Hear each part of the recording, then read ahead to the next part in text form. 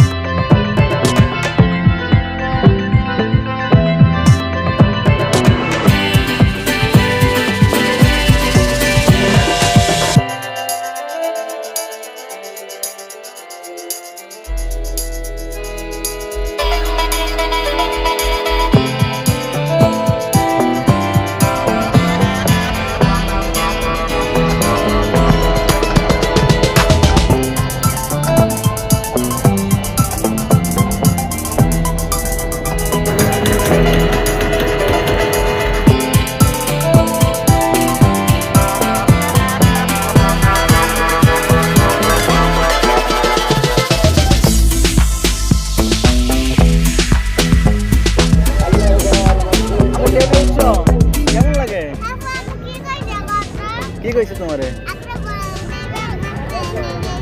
ঘুরাই উঠাইবা ঘুরাই কই উঠবা আয়ো না না কোথা দিব না